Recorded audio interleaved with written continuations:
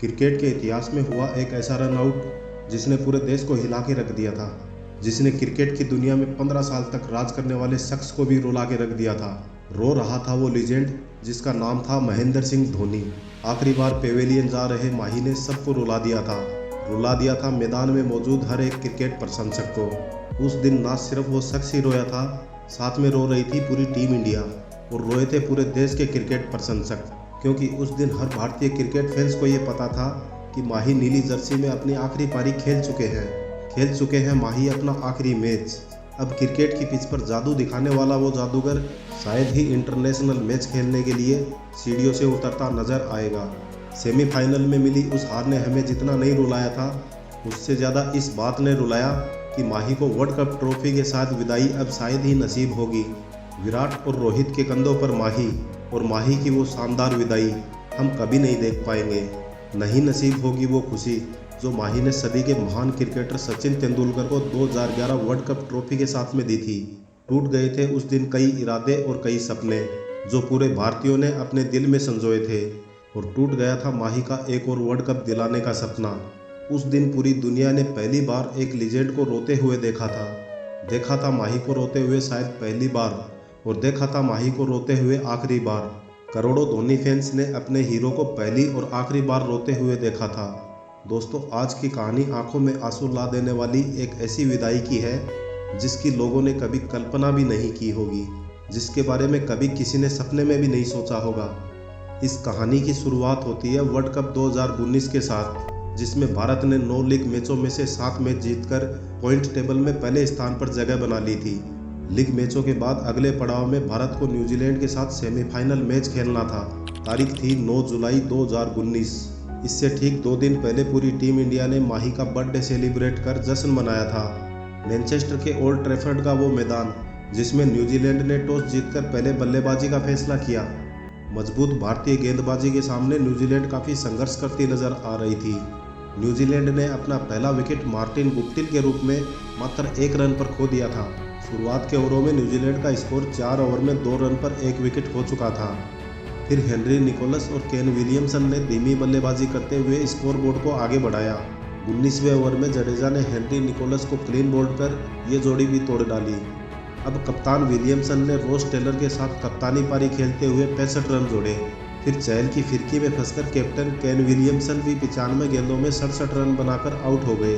अब तक New Zealand 36 over खेलकर 3 विकेट के नुकसान पर मात्र 134 रन ही बना पाई थी, लेकिन रोस टेलर ने निशम और द ग्रैंड के साथ छोटी छोटी पार्टनरशिप कर न्यूजीलैंड का स्कोर 225 रनों तक पहुंचा दिया था।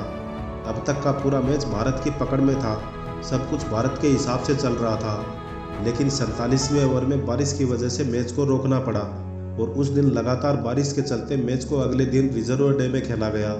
न्यूजीलैंड ने बाकी के बचे 3 ओवर खेलकर भारत के सामने 240 रनों का टारगेट रखा। देखने में तो 240 रनों का स्कोर भारत जैसी मजबूत टीम के लिए बहुत छोटा था, लेकिन सेमीफाइनल जैसे अहम मुकाबलों में ये स्कोर बहुत कम भी नहीं था, क्योंकि बारिश से गीली हो चुकी पिच से जितना न्यूजीलैंड को फायदा होने वाला था, उतना ही गीली हो चुकी आउटफील्ड से भारत को नुकसान होने वाला था। उस दिन भारत के साथ जो भी गलत हो सकता था वो सब हुआ, मानो किस्मत ने भारत से कई कोसों की दूरी बना ली हो। 240 रन का पीछा करते हुए जब भारतीय ओपनर जोड़ी मैदान पर आई तो भारतीय टीम के टॉप ऑर्डर के 3 दिग्गज बल्लेबाज महज 1-1 रन के स्कोर पर आउट होकर पेवेलियन जा चुके थे। रोहित, विराट और राहुल, जिन पर 130 करोड़ भारतीयों की उम्मीद टिकी हुई थी, और इन तीनों पर जिम्मेदारी थी भारत को फाइनल मैच का टिकट दिलवाने की, वो बस 1-1 रन बनाकर भारतीयों की उम्मीदों को तोड़ चुके थे। स्टेडियम की बड़ी स्क्रीन पर 3 विकेट, 4 ओवर और 5 रन का शर्मनाक स्कोर पूरी दुनिया देख रही थी। इस शर्मनाक प्रदर्शन के चलते सेमीफाइनल जैसे महत्वपूर्ण मुकाबले में टीम मैनेजमेंट को आनन फानन में अपना बैटिंग ऑर्डर बदलना पड़ा। टीम मैनेजमेंट ने एक कंट्रोवर्शियल डिसीजन लेते हुए माही को बेंच पर बिठाकर पहले अनएक्सपीरियंस ऋषभ पंत और फिर दिनेश कार्तिक को बैटिंग के लिए भेज देना। सेमीफाइनल जैसे बड़े मुकाबले में जब टीम इंडिया को माही की सबसे ज़्यादा ज़रूरत थी, उस वक्त उन्हें मैदान में नहीं जाने दिया गया। जो शख्स अपने दम पर 2011 वर्ल्ड कप जिता ले गया, वो शख्स आज इस मैच में अपने बल्लेबाजी का इंतजार करता रह गया। माही चुपचाप बेंच पर बैठे हुए टीम इंडिया को ताश के पत्तों की तरह ढेर होता हुआ देखते रह गए, और देखते रह गए अपना और टीम इंडिया का सपना टूटता हुआ। बैटिंग ऑर्डर बदलने का डिसीजन किसका था, इसकी जिम्मेदारी लेने कोई आगे नहीं आया और इसका नतीजा ये निकला, 25 गेंद खेलकर भी 6 रन के निजी स्कोर पर दिनेश कार्तिक अपना विकेट गंवा बैठे। भारतीय टीम 24 रन पर 4 विकेट गंवा चुकी थी, लेकिन हद तो तब हो गई, कार्तिक के आउट होने के बाद भी टीम इंडिया के संकट मोचन कहे जाने वाले माही को बैटिंग के लिए नहीं भेजा गया। उनकी जगह हार्दिक पांड्या को बैटिंग के लिए भेज दिया। पांड्या और ऋषभ पंत बल्लेबाजी तो कर रहे थे, लेकिन बहुत धीमी रन रेट के साथ। उस मैच में ऋषभ पंत, हार्दिक पांड्या और दिनेश कार्तिक भी कुछ खास नहीं कर पाए। उस दिन महेंद्र सिंह धोनी को 7वें डाउन पर बैटिंग के लिए भेजा गया। 32 ओवर खत्म होने तक भारत का स्कोर महज 57 रनों पर 6 विकेट हो चुका था। उस वक्त क्रीज पर मौजूद थे दुनिया के सबसे बड़े फिनिशर महेंद्र सिंह धोनी और उनका साथ देने के लिए दूसरे छोर पर खड़े थे उन्हीं के शिष्य और सबसे खास दोस्त रविंद्र जडेजा। भारतीय टीम को मैच जीतने के लिए 108 गेंदों पर 143 रन बनाने थे, लेकिन तब तक बहुत देर हो चुकी थी, क्योंकि उस जोड़ी के बाद भारतीय टीम के पास कोई भी बल्लेबाज नहीं था। भारतीय टीम अपने 6 बल्लेबाज गंवा चुकी थी और गंवा चुकी थी स्टेडियम में बैठे हजारों भारतीय फैंस का भरोसा। पूरा देश चुपचाप टकटकी लगाए इस आखिरी जोड़ी से चमत्कार की उम्मीद में मैच देख रहा था और माही को भी पता था पूरा देश इस आखिरी जोड़ी से उम्मीद लगाए बैठा है। फिर माही ने जडेजा को गियर बदलकर बैटिंग करने को कहा और जडेजा भी अपने गुरु के भरोसे पर खरा उतरते हुए न्यूजीलैंड के बॉलर की बिना साबुन के धुलाई करना शुरू कर देते हैं। जहां एक और पिछले 32 ओवरों में सिर्फ 7 बाउंड्रीज आई थी, अब जडेजा हर ओवर में बाउंड्री लगा रहे थे। ये देखकर न्यूजीलैंड के बॉलर भी सख्ते में आ गए।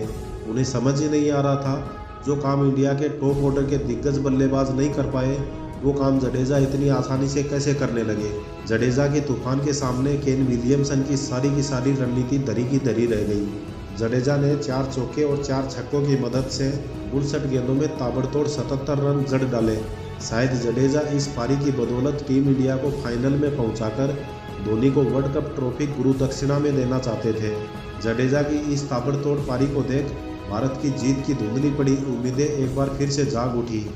माही ने जडेजा के साथ मिलकर 116 रन जोड़े।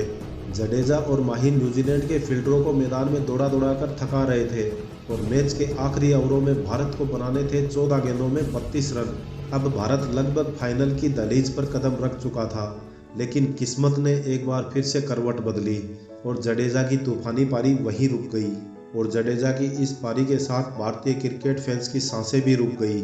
ट्रेट बोल्ट ने जडेजा को केन विलियमसन के हाथों कैच करा दिया। भारत को 7वां झटका लग चुका था, लेकिन देश की उम्मीदें अभी भी जिंदा थी, क्योंकि अभी भी क्रिकेट इतिहास का सबसे महान फिनिशर MS धोनी क्रीज पर था।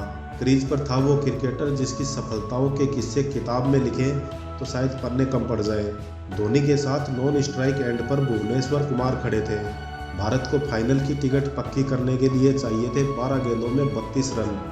धोनी के बारे में कहा जाता है उनके जैसा गेम रीडर पूरे क्रिकेट जगत में नहीं है। जब लोकी फर्ग्यूसन 49वां ओवर डालने आए तो माही ने बाहर जाती बाउंसर पर ऑफ साइड में जन्नाटेदार 6 जड़ दिया। 6 लगते ही पूरे देश को यह विश्वास हो गया था कि धोनी 2011 वर्ल्ड कप फाइनल की तरह इस मैच को भी अपने अंदाज में 6 लगाकर फिनिश करेंगे। फिर ओवर की दूसरी बॉल खाली निकल जाती है। अगली बॉल पर फर्ग्यूसन ने फिर से माही की बॉडी की तरफ तेज बाउंसर फेंकी। ये गेंद माही के ग्लव्स पर लगकर डीप स्क्वायर लेग की तरफ निकल गई। माही ने 1 रन दौड़कर पूरा कर लिया था। तब माही ने देखा मार्टिन गुप्टिल अभी भी गेंद से काफ़ी दूर थे और माही अच्छे से जानते थे इस सिचुएशन में किसी भी हाल में उनको स्ट्राइक अपने पास रखनी थी। तभी माही दूसरे रन के लिए दौड़ पड़े। पूरा देश ये जानता है उस वक्त माही की मजबूरी थी 2 रन के लिए भागना। लेकिन बदकिस्मती तो देखिए, जब माही क्रीज से सिर्फ 1 इंच दूर थे और दूसरा रन पूरा करने ही वाले थे, तभी मार्टिन गुप्टिल का डायरेक्ट थ्रो स्टंप पे जा लगा। जिस 22 गज की पिच पर माही ने बरसों राज किया, जिस 22 गज की पिच का वो जादूगर था, बदकिस्मती से वही 22 गज का पिच उस दिन सिर्फ 1 इंच छोटा पड़ गया। लाइटिंग स्पीड से गिल्लियां उड़ा देने वाला माही उस दिन बदकिस्मती से टाइम गुना स्पीड कैलकुलेट नहीं कर पाया। माही का वो रन आउट देख करोड़ों हिंदुस्तानियों की सांसें थम गई। माही का वो रन आउट देख पूरे स्टेडियम में सन्नाटा छा गया और इसी के साथ 130 करोड़ भारतीयों का वर्ल्ड कप जीतने का सपना एक सपना बनकर रह गया। माही का ये रन आउट देख लोगों को माही का वो रन आउट याद आ गया जब माही अपने कैरियर के पहले इंटरनेशनल मैच में रन आउट हुए थे। किसको पता था कैरियर की शुरुआत का वो किस्सा कैरियर के आखिरी किस्से से जुड़ जाएगा। जब स्टेडियम में लगी स्क्रीन पर आउट का इशारा हुआ तो दोनों हाथ पर बाउंसर से लगी चोट छिपाए पेवेलियन की तरफ चल पड़े। माही चुपचाप नम आंखों में दर्द छुपाए पेवेलियन की तरफ चले जा रहे थे। माही आखिरी बार इंटरनेशनल स्टेज से हमारा साथ छोड़कर जा रहे थे। माही के करोड़ों चाहने वाले उनको आखिरी बार पेवेलियन जाता देख उनके साथ रो पड़े। क्रिकेट से जुड़ा कोई भी इंसान उनको आखिरी बार इस तरह रोता हुआ नहीं देखना चाहता था। और माही के मैदान से बाहर जाते ही हमारा वर्ल्ड कप का सफ़र भी वहीं रुक गया। वो मैच इंडिया हार गई और हार गई करोड़ों भारतीय फैंस की उम्मीदें। इंटरनेशनल मैचों में माही का ये आखिरी मैच था और साथ ही हज़ारों माही फैंस का भी ये मैच आखिरी साबित हुआ, जिन्होंने माही के आखिरी मैच के बाद क्रिकेट देखना ही छोड़ दिया था। और मुझ जैसे हज़ारों माही फैंस जो आज भी उनके पुराने मैचों के वीडियो यूट्यूब पर सर्च करके देखते रहते हैं। अगर आप भी माही के डाइंग हार्ट फैन हैं तो माही के इस वीडियो को एक लाइक तो ज़रूर बनता है। अगर आप क्रिकेट से जुड़े वीडियो देखना पसंद करते हो तो चैनल को सब्सक्राइब करना ना भूलें। फिर मिलेंगे अगले वीडियो में। जय हिंद, जय भारत।